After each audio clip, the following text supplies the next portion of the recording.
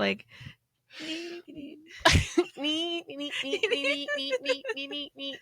Welcome back. What's the Pro-Life Without Borders? It's time to start the music. No. It's time to Stop it. Welcome back to Pro-Life Without Borders with Sarah. And oh, I hope I don't get a copyright infringement for saying that. You won't. That didn't sound like the real song at all. You are safe. So welcome back again to Pro-Life Without Borders with Sarah and Mikayla. Today we have kind of a heavy topic. I know I'm using my cheerful voice, but I do feel bad. Yeah, I know I was singing the Muppets theme song, but it's actually not. It's not a great day. Not a great day. So what we are going to be talking about is medical assistance in dying.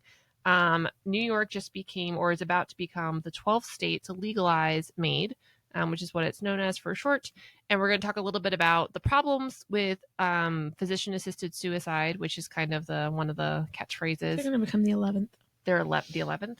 That's what mine says. I thought they said Delaware was the 11th. Delaware was the 10th.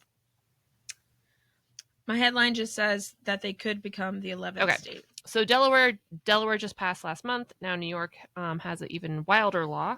Thanks, New York. I'm actually shocked that they're not like the third, but yeah, I was gonna say, like, I'm intrigued by the fact that it's taken them this long. Yeah, to be honest. So we're going to talk a little bit about physician-assisted suicide. Doctor-prescribed suicide is another phrase for it. Medical assistance in dying, whatever it is. And this is a hard topic for a lot of reasons. So first of all, a lot of us have been touched by suicide. My family has been.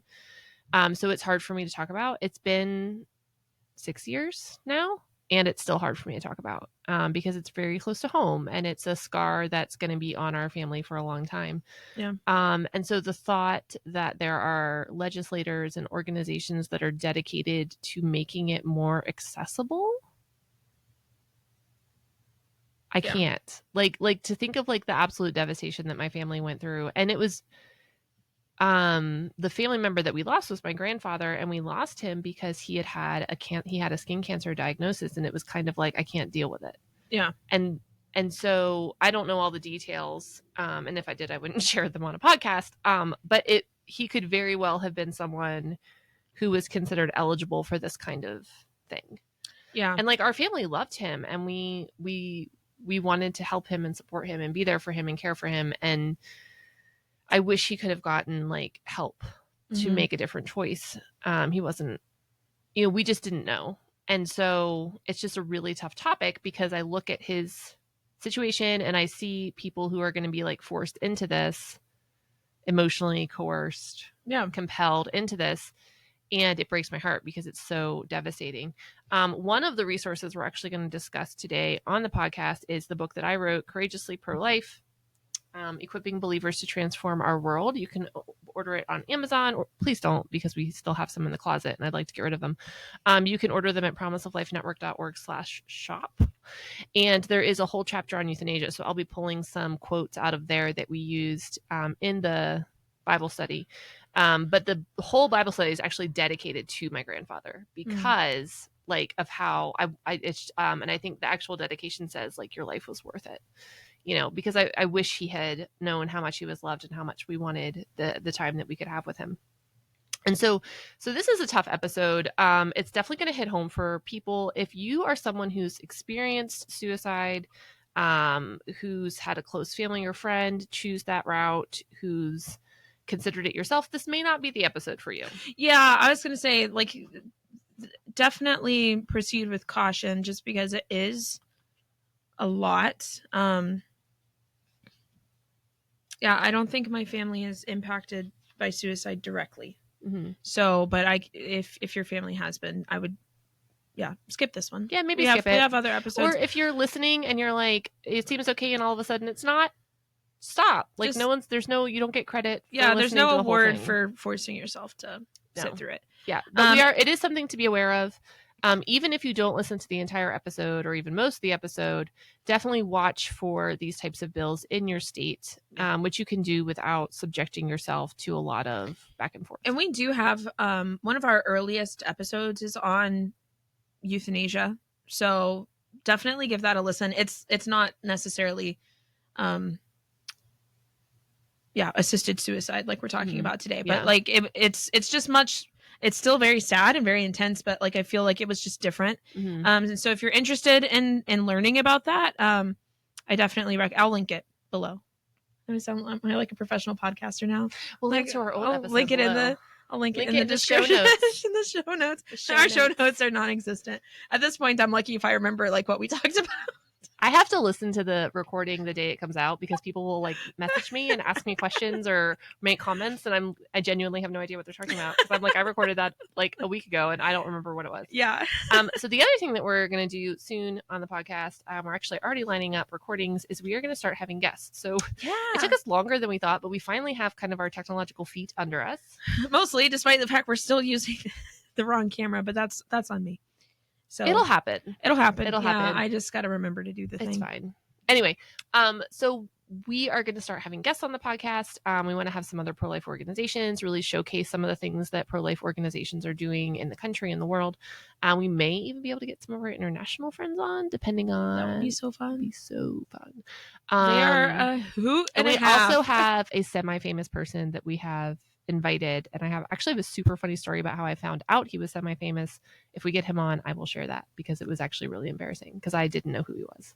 Yeah, not really. I knew who he was because I know him and I know his wife, but and you his didn't kids. know that everyone else also knows him. Yeah, so like I had no idea, and I was talking to someone that I was trying to meet, and I thought that guy was cool, and that guy was trying to meet the guy that I was brushing off because I thought it was just whoever. Yeah, and he goes, he's like famous, right? And I was like, what? I was talking with someone about this the other day because I was like, there's people that like I know, and I know that they're technically famous, but like I just know them as like, oh, like I run into him at Walmart all the time. Yeah. And like I'll mention something like that and I'll have friends be like, you literally ran into this person in Walmart. And I was like, yeah, we live in the same town. Like I don't.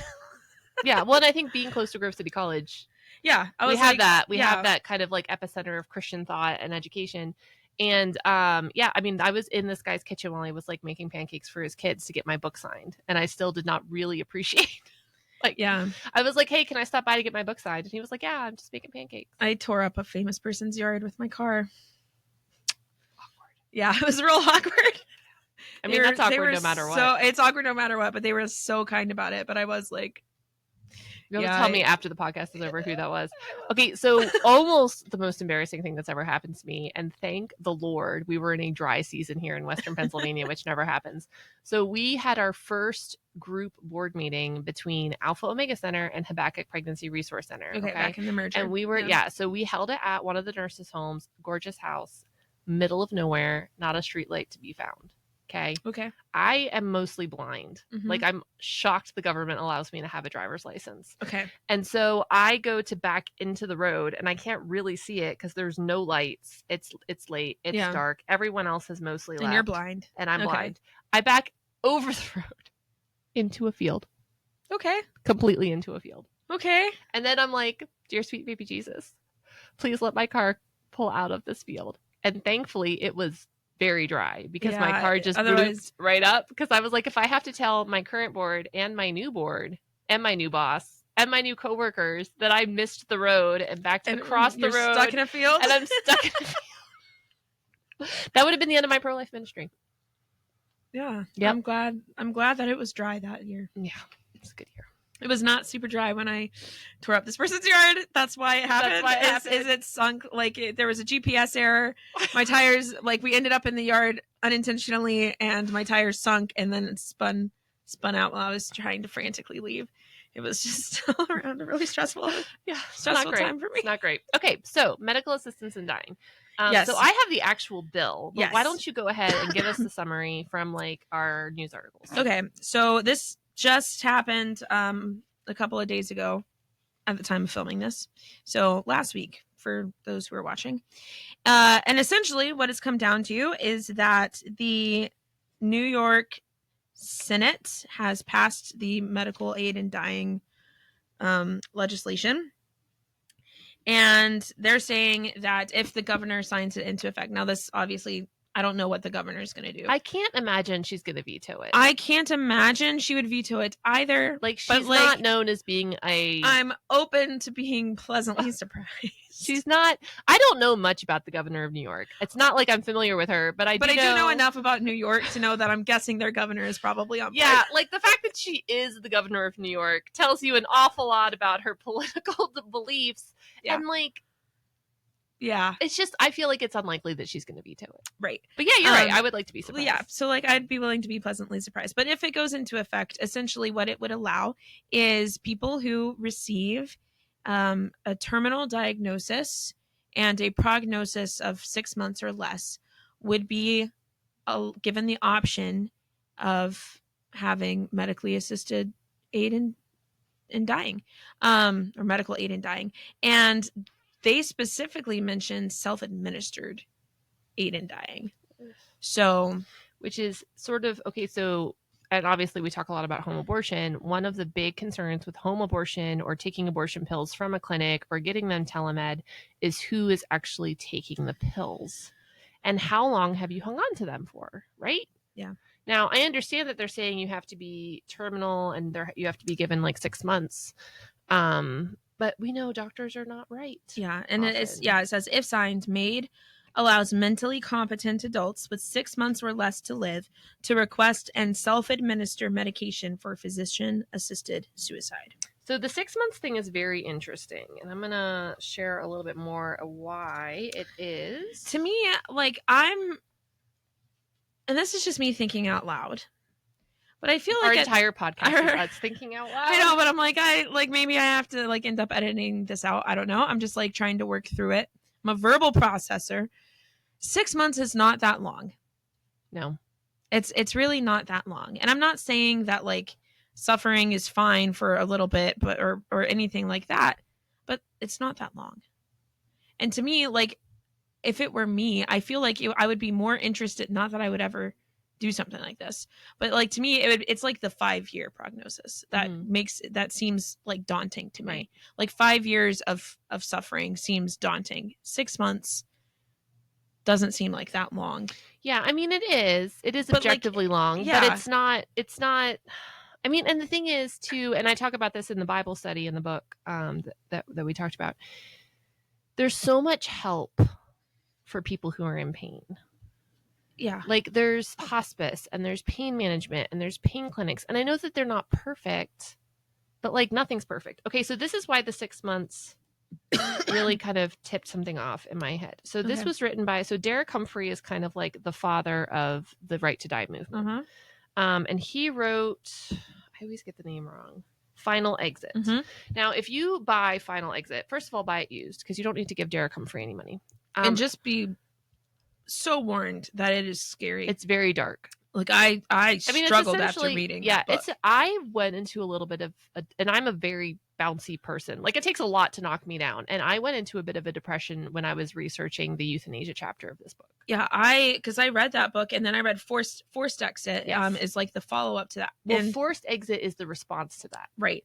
Yeah. So and I have, this is another great one. We talked about this in the euthanasia episode. So this is Forced Exit by Wesley Smith. Wesley Smith makes me look like I have the intelligence of a potato. Yeah. So just realize it's a heavy book, and he's smart. Yes. Like he's a smart cookie. Not the easiest read. No, but it's worth it. But it is worth it. But it is also super depressing. It is very depressing.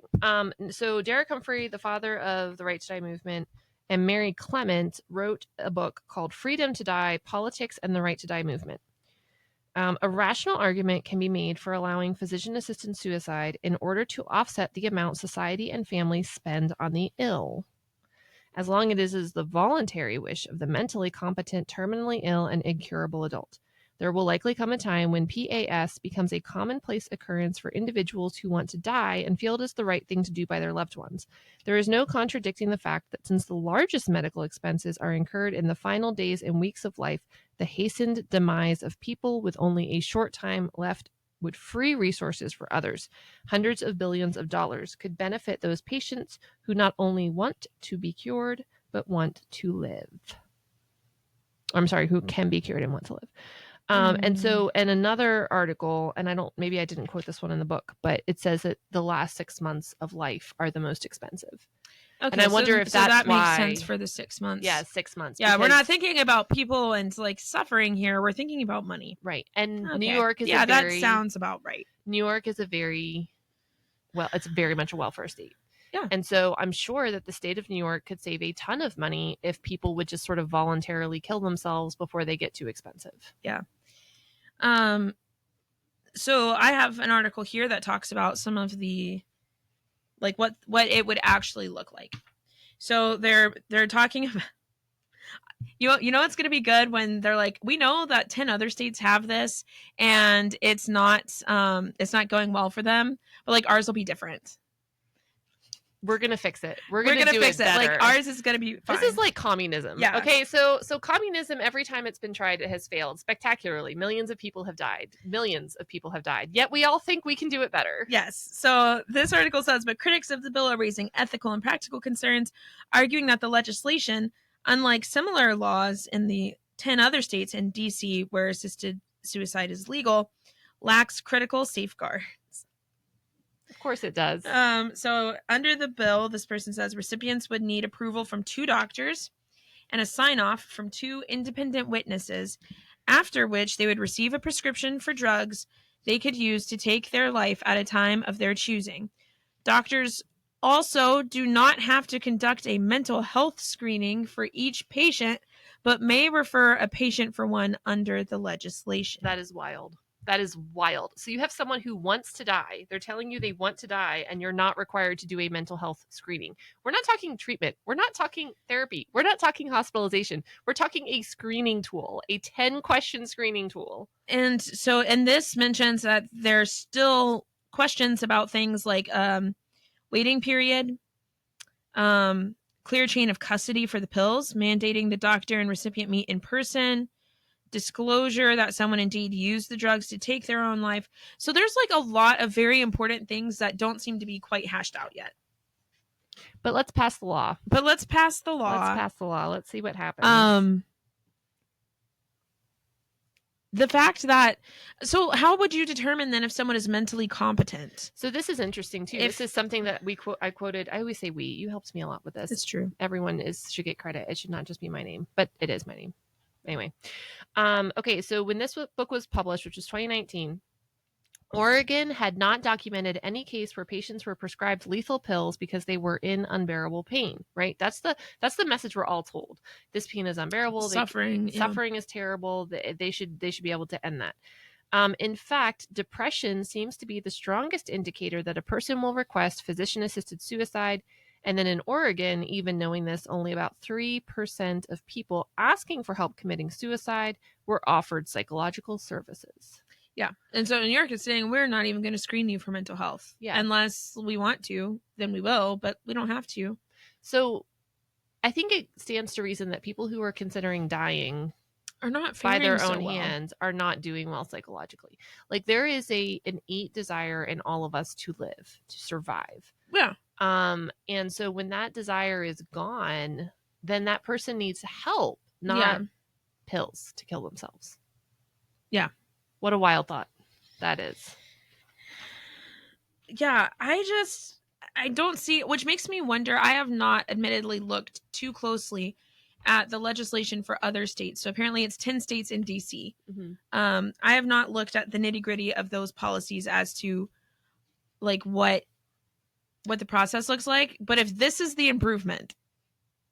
Well, New York, one of the things about New York's law is it has a very short waiting period. So you could get your pills within 24 hours. Ugh. Other places, it could be you have to wait a couple weeks or you have to wait like a certain amount of time. So the one thing I thought was weird is this 2 witnesses thing. So you have to talk to a doctor and then another doctor. And then you have to have 2 witnesses who are not related to you by blood or marriage. So like, who is that? Like, are they nurses? Are they friends? Is it like your neighbor? Like, that's a very odd. I don't understand that. Yeah, see, this says 11 states and DC. So I understand. I don't know if it's the 11th or 12th because we've got conflicting information. But I mean, I'm probably wrong if that's the only conflict. Well, it's not. Oh, but never mind. Yeah, Life News says 11. Okay, that's why I was wrong then. New York Times says 12. Whatever. There's too like, stinking many. I was like, it's 11 or 12 too many. Yeah, and it says the New York Times says that New York's bill is more narrow and would apply only to people who have an incurable and irreversible illness. But like that could include Alzheimer's. Right. I was that like, could technically include incontinence. I was like, there's a lot of things that are. I mean, I have celiac disease that is both incurable I was about and to irreversible. say, I have an autoimmune disease that is both incurable and irreversible. We could both get these. And also, like, I have asthma. Like, there's no cure for asthma. You just kind of treat the symptoms. One of our coworkers has plantar fasciitis. Yeah, I have a feeling that is also irreversible. I don't know if it's incurable. With 6 months or less to live. I guess that's true. So, I mean, there's that. But, like, but who decides that? Proponents say distinction is key. It isn't about ending a person's life, but shortening their death. Oh, good grief. Says State Senator Brad Holman Segal. Well, we don't like you, dude. Brad. Of course his name is Brad. Yeah. Apologies to Brad. One of the sponsors of the bill, Manhattan Democrat. Yeah, I mean, they're talking about things like bodily autonomy, personal autonomy. This is about liberty. This is about exercising one's own freedom to control one's own body. This is insane. What a crazy way to frame suicide. Well, isn't that how we frame killing unborn children, though? I mean, they're just taking a book out of, like, the pro-choice activists, My Body, My Choice, right? Yeah. So one of the things that's really interesting about this is that the patient gets the medication and just leaves with it. And so one of the things in the bill says, yikes. This is what I was curious about, because obviously it takes about an hour and a half for me to get to New York from Pennsylvania. Yeah. And it says the bill has no residency requirements. Oh, yeah. It opens the door for terminally ill patients from out of state to come to New York to end their lives. I don't think any of the states have a residency requirement. Like, you can go to Oregon, and there was a woman that had that. She now, I mean, cancer. Yeah, I was like, obviously this is bad just all the way around. But as a Pennsylvanian, we should be concerned, because I could drive an hour and a half away and choose to end my life. No, you could drive an hour and a half away and get pills to end your life and then bring them home. Yep. Whether or not that's legal. So one of the things, informed decision means a decision by a patient who is suffering from a terminal illness or condition to request and obtain a prescription for medication that the patient may self-administer to end the patient's life, that is based on an understanding and acknowledgement of the relevant facts, that is made voluntarily of the patient's own volition and without coercion. After being informed of ... the possibility that the patient may choose not to obtain the medication, or may obtain the medication but may decide not to self-administer it. So what happens if you go get this medication and you change your mind? Where does it, was it just sit in your medicine cabinet?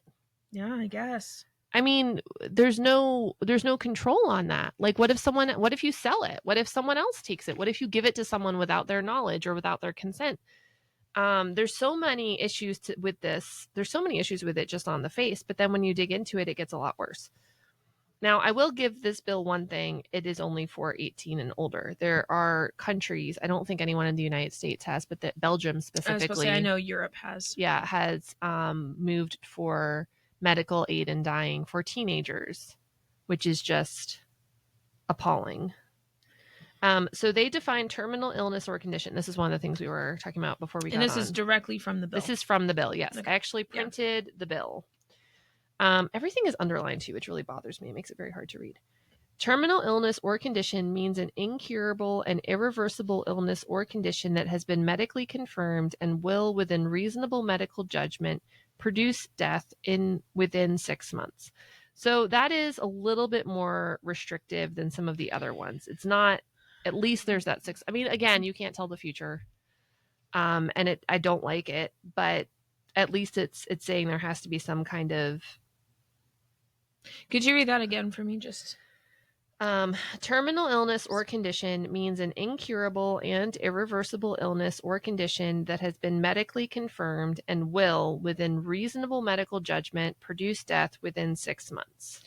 So I wonder how, like, there's a lot of nuance there. So if someone had, let's say, pretty severe treatment-resistant clinical depression, Yeah. Would that be considered? Would that be considered under this? Because like theoretically that person could commit suicide. They'd make decisions to harm themselves. You know, like I'm just that's my response to this whole thing is yeah, the whole thing is ugh. The other thing that gets me about this, so it says it has to be based on an informed decision, expresses voluntarily of the patient's own volition and without coercion. You can't tell me that there's any way for them to prove that this is voluntary and without coercion. So let's say your grandma, okay, and you have cancer and the doctor says you have 6 months to live. But hey, we could shorten that up for you. And you're thinking about your kids and you don't want to use up all your money treating an incurable illness and you don't want to be a burden and they're already frustrated having to drive you back and forth to doctor's appointments and you don't want to end up in a hospice because it's going to cost money and you don't want to end up in a nursing home because it's going to cost money. So then you go to your kids and you say, hey, we have 2 options. And your kids are like, well, Mom, we don't want you to suffer. We want to remember you the way that you are. That's coercion. Mm-hmm. That is 100% coercion. Mm-hmm. And I remember that case, Brittany, I'm totally blanking on her last name. But she had cancer. Let me look her up. She had cancer and she went to Oregon to end her life. And she was trying to like change her mind and her family like low-key pressured her into going through with it. Ugh. Yeah. Like it was her. I was devastated when she died. I was like, this should never have happened. And like she was terminal. I mean, obviously a miracle could happen and things, there could be breakthroughs and those kind of things. But yeah, she was considered to be terminal. But yeah, she was kind of pressured into it at the very end. She was like gonna back out and she was kind of pressured into it. And I thought that was just horrendous because she had been this huge case, right? Yeah. And everything was in the media and everything was in the news. Yeah, and it just makes me so angry because the only message someone in our families... Oh, I'm just getting the suicide hotline. We're going to have the police here doing a wellness check in a minute. Oh, here we go. Brittany Maynard. She had glioblastoma and aggressive brain cancer. Oh, okay. Would not live long, and this was in 2014. Yeah. And I remember, very vividly remember, because I was following the case, that at the very end, she was waffling. And she wasn't sure what she wanted to do. And it sort of seemed like her family was pushing her into it. The other thing that I find very problematic, at least in Brittany's case, in the Oregon, I don't know if this is what New York will do, but the assisted suicide is not listed as the cause of death on her death certificate. Right. And that's something that this Life News article mentioned, is that it's a little bit unclear about like the documentation of whether or not it would be disclosed that they had consumed pills to end their life. Mm-hmm. So, which makes me think that perhaps like the death certificate could be an issue. So like, would they put down that cancer killed someone, or would they put down that they decided to medically end their life? Well, and it seems like based on Oregon, which has kind of been the I would say that they were definitely the leaders of MAID. Yeah. So if they're not putting assisted suicide down on the death certificate, that makes it very hard to track. Yes. And it makes it seem like it's not happening as often as it possibly is. Yeah. Yeah, and you can't, I mean, to some extent you could track prescriptions, but if people aren't taking them or giving them to other people that are not prescribed for it, like you lose track of a prescription as soon as it's filled. Yes. Oh, for sure. Yeah. I mean, I think that everyone has gotten some weird crusty prescription out of their mom's purse. 100%. Yeah. Like it's got 100%. It's got lint on it. It's in like the Altoids container because it's not even in its prescription bottle. Yeah. I was like, mom's like, I think this is a prescription strength ibuprofen, but it might be something else. Here, take it. Yeah. You'll feel better. I'm like the chief of sinners when it comes to this. I take all of my medicine and I have like a little travel thing for it that like you can like write labels on, but at this point I'm just like, I'm winging it. It's based like I know what shape and size and color things are supposed to be. I don't have anything prescribed, so it's just kind of like vitamins and Tylenol, well, that's not too bad. Well, yeah, but it is very much so like winging it. Like people ask me for something and I'm like, I don't know, just which one looks nice to you. So I'm actually kind of a nut. I'm always getting rid of expired stuff. I drop off any like prescriptions that are like kind of intense at like the little cop box, like where you like mark your name out and put it in a little box and like they dispose of it for you. So not necessarily related to the New York bill, except it shows us a real life example, right? So this is actually a quote from Brittany Maynard back in 2014. So Brittany had said the week before she ended up committing suicide, using these lethally prescribed drugs, she had said that she said, it doesn't seem like the right time now to end her life. She said, I still feel good enough and I still have enough joy and I laugh and smile with my family and friends enough that it doesn't seem like the right time now. So that's the other thing. And then a week later, she ends up taking these pills. And there's a lot of suspicion that she was pressured because the fact that she was like this poster child and she was on all this like legislation and stuff. People, like, it's very easy for me to sit here as a healthy woman in her 30s and say, I wouldn't want to live like that. But like when that time comes, you're not a healthy woman in your 30s. I mean, maybe you're an unhealthy woman in your 30s, or maybe you're an unhealthy woman in your 20s, or maybe you're an unhealthy man in your 80s, but your situation is different. And so something that I may find completely unacceptable now, sitting here healthy, whole, is different when I'm actually facing it. And so going and saying like, oh, like we as legislators can decide that this is no longer acceptable for people, it's just not okay. And I understand that this is technically the choice of the person who's taking the drugs, but I truly don't think it is, because there's a lot of familial pressure, there's societal pressure, there's doctors' pressure, and then there's also this idea of like, well, if everyone's offering me a way to kill myself, why am I trying to live? I mean, come on, seriously. Yeah. So this is the weirdest part of the bill to me.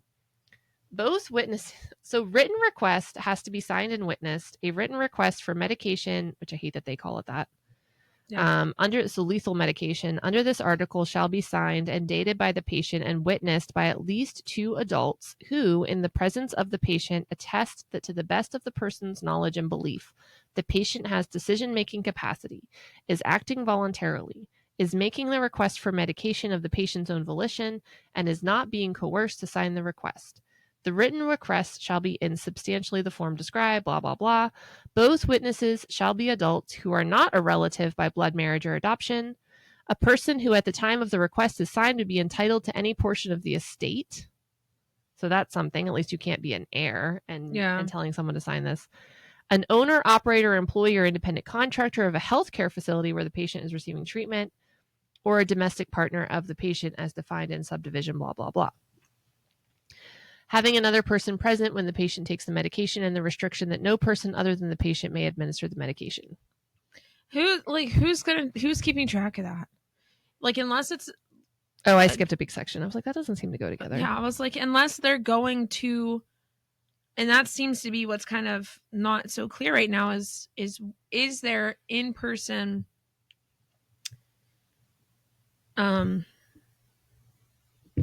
what's the word I'm looking for? Disbursement, I guess. Yeah. Okay. So we know that, like, obviously you and I are more closely tied in with the mifepristone thing right now. Yeah. And it drastically changed things when you no longer had to physically go somewhere to get that prescription. Yeah. So could you telehealth your way into physician suicide in New York? Doesn't look like you can't. I'm not seeing anything saying that you can't do telehealth or telemed. So I did skip a sec. I was like, well, those two things don't go together. So the one thing is weird is this idea that you have to have these 2 people to sign. Like, how are you going to find these people? They're not related to you. They don't work for your healthcare facility. They aren't your healthcare proxy. They're not your heir. Like, there's a lot of restrictions. So you're supposed to find someone that can like testify to this, which is weird. Right, but like the person who, like the people who I would think would know you best to be able to testify aren't allowed to testify. Right. Family members, doctors, healthcare proxies. Yeah. So so one of the things that requests for a medical aid in dying prescription must be made by the qualified individual and may not be made by any other individual, blah, blah, blah. Blah, blah, blah, blah, blah, blah, blah. They have to discuss with the patient the importance of having another person present when you take the medication and the restriction that no person other than the patient may administer the medication. There's a lot of other things too. You can't take the medication in a public place.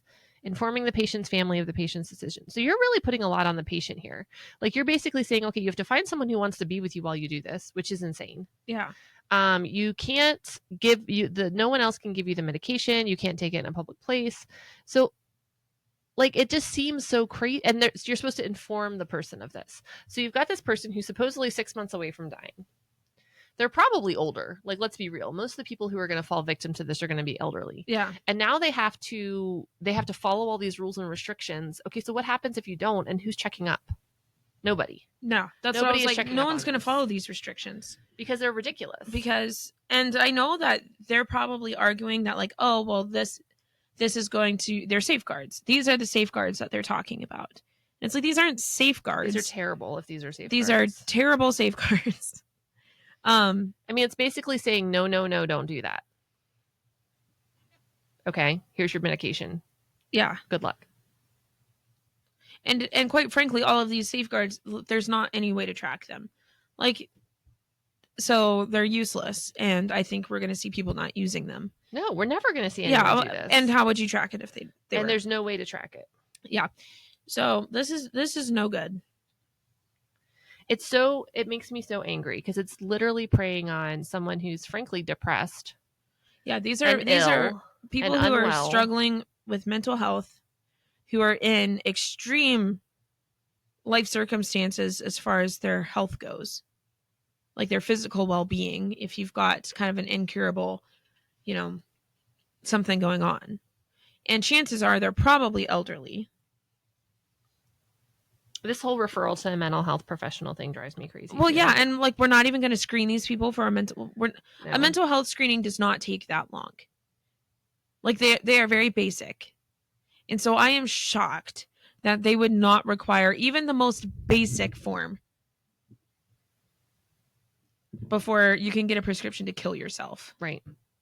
And then having all these hoops to jump through, they're meaningless, first of all, because they're not actually going to change anything. Right. They're just making the people who pass the law feel better about themselves. Yeah.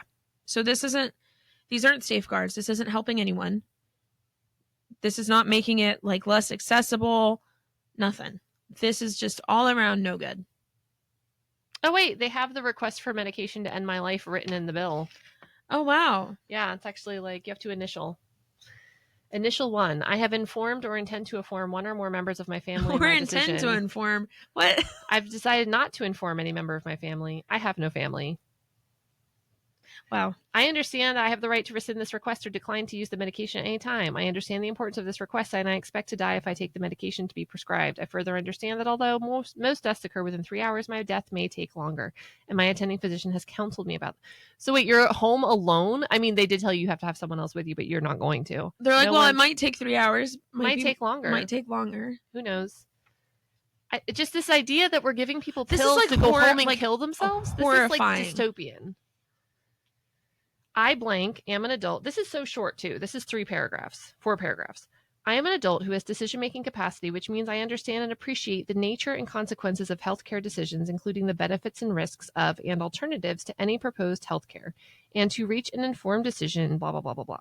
I have been diagnosed with blank, which my attending physician has determined is a terminal illness. I have been fully informed of my diagnosis and prognosis, the nature of the medication to be prescribed, potential associated risks, like the side effect of death. Like the risk of dying, the risk of staying alive. Like what is the risk to taking medication to kill yourself? Is it the risk that it won't work? I'm so baffled. confused. I'm so angry. This is like reading a science fiction novel. Not even a good one. I request that my attending physician prescribe medication that will end my life if I choose to take it, and I authorize my attending physician to contact another physician or any pharmacist about my request. A pharmacist. Well, you've got to go to the pharmacy to get and then we have a nice little 4-paragraph declaration of witnesses. It's right here in the bill. You can just copy and paste. I'm so mad. I can't do this. I can't read this anymore. Yeah. New York, do better. New York, do better. I really hope your governor vetoes this because this is ridiculous. And you're elderly and you're ill and you're neighboring elderly and ill because I know you're going to get people from my state, which makes me even madder. Pisses me off. Like this is making me, I can't even articulate. The words putting into sentence doing is not happening. Do better. Do better. And if you are friends, family, neighbor, relative, connected to, around anyone who's facing a terminal illness, please don't encourage them to kill themselves. Yeah. We're just going to say no to MAID. And dying and by our own hand. Yeah, physician-assisted suicide. So let's talk about what the Bible says. So the Jesus moment, there are so many Jesus moments here. You want to know my favorite, though? Is it thou shalt not kill? That's a good one, but actually no. Okay. 2 Samuel chapter 1. Good old 2 Samuel. Chapter 1. Chapter 1. So an Amalekite, we love them, comes to David. Okay, so this is like David and Saul have been having like their issue, right? Right, yeah. And so Saul is really, David's been anointed. Saul is trying to kill David. David is trying to not be killed by Saul, but also not trying to kill Saul. It was a dark time for David and Saul. So an Amalekite shows up and comes to David and tells David that he killed Saul. He didn't, but he tells David that he killed Saul because Saul asked him to. And because Saul was dying anyway. So the Amalekite, a man of war, I'm assuming, is like he was injured so badly he could never survive. And so I killed him. So not only did David not commend the Amalekite for killing someone who was in irreparable suffering, and he did not commend the Amalekite for killing his enemy, I think that David killed him. I think David executed him. So even though the Amalekite was lying to David, okay, so he did not actually kill Saul. His story was basically mercy killing. Yeah. Like, I found the king, I found King Saul. He wasn't going to make it. He wasn't going to make it. He was suffering. Yeah. So I took him out. And David was like, this ain't that. Yeah. That's the message version. Yeah. This ain't that. That's going to be the quote on the thumbnail. This ain't that. MAID. This ain't that. I'll do it. Do it. All right. Do it. All right. But yeah, another great verse, as Mikayla referenced, is "Thou shalt not kill." Yeah, that comes up a couple of times in the Bible. I feel like the Bible, you know, Matthew. The Bible's pretty clear on not killing. Yes, I think too. Like just, you know, I was reading all of these quotes from the senators that passed this bill. Oh, they're so proud of themselves. Yes, they're very proud of themselves. And they're all talking about control. And we want to give people a sense of control of their bodies, of their final days, of dying. It's not ending a life, it's shortening death, right, is what one of them said. And I think it takes a lot. As someone who perhaps likes to have a smidge of control on things, we don't. No. God is in control, not us. You know, like he knows the days. I'm trying to remember like the exact verse and phrasing, but it's, you know, like he knows the number of the hairs on our head and he knows the number of our days. And you can make all the plans in the world, but we're not in control. So that's actually something that Derek Humphrey references in his book. Well, you know what? Derek Humphreys. Actually, this is one thing he gets right. Oh, okay. Never mind. I was like, you know what? I don't care. Derek. No, he actually says in his book that if you're a Christian, you should not move forward with euthanasia. Well, I'm glad he got one stupid thing right in the whole dang book. I feel like I put the quote in here. It's really weird when you write a book, you also forget what's in it. Yeah, so people laugh at me. I've blacked out this whole entire Bible study, and I've gone through it twice. Because I have to pull my own book out to quote it because I don't remember what I wrote. Yeah. And they're like, but you wrote it. I'm like, right, but it was 6 years ago. And I was like, it's been a hot second since you wrote the book. It's been a minute. Since you wrote the book and I edited the book. Yeah, we're not in control. And that can produce, I think, a lot of anxiety, right? Especially if things aren't going well for you and you're like, I want to control something and I can't even control how many days I'm alive. Right. But on the flip side, it can be very comforting because things are hitting the fan and you realize every day that you don't have control. There is something very freeing in that and knowing that like God's got it.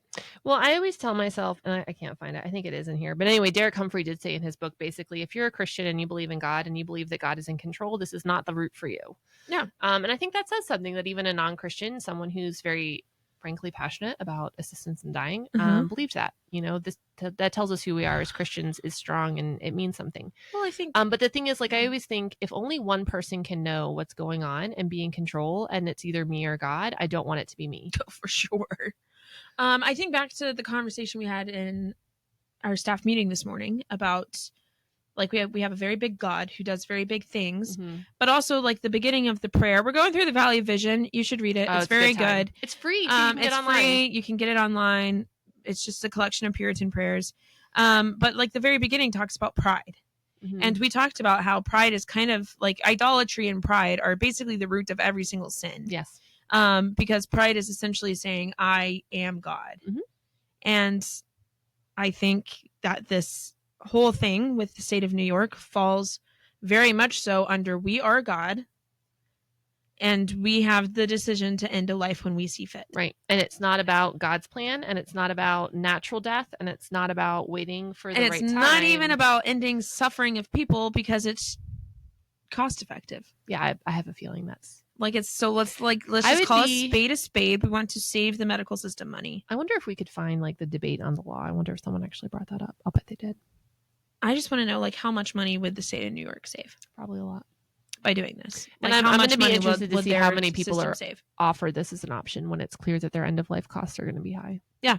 I was like, are we offering this to people who is like, well, for $2,000 we could keep them comfy and hang around? Or like, are we only offering this to people who are like, what's the price tag here? Yeah, $50, man. Yeah. Get you out of here. Anyway, super mad. We'll see you guys next week. Hopefully, we'll be less angry next week. And this ain't that. If you're from the state of New York, call your governor. Yeah. And tell her or tell her to veto this, because this is ridiculous. Yeah, do better. Do better, New York. All right, see you guys next week.